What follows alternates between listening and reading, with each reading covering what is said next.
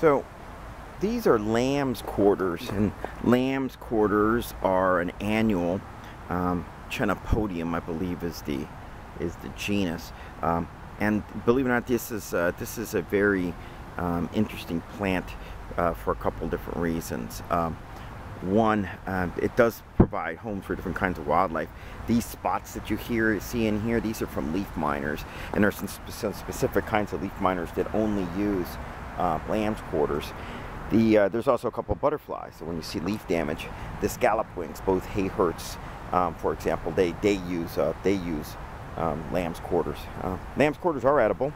The pods, and this is a wind pollinated plant. These are, the little flowers are inconspicuous. The wind takes them from one place to another, and then you end up with basically our version of quinoa.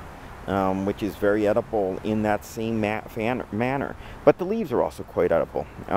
Birds love the seeds, by the way. My own birds, I have a couple parrots and things like that. I actually use the leaves. I cut this, and I know it's safe for them to eat, and they love it when I cut a little sprig of this and leave it in their cages for them to eat. So edible by people, of course, as well, and not just the quinoa pods, but everything else about it too.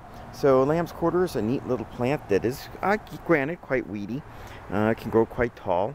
Again, it is an annual, and so it will reseed abundantly, assuming it gets pollinated by the wind. And it is something, though, that people have used, relatives of this, as food, and even this particular one as food as well.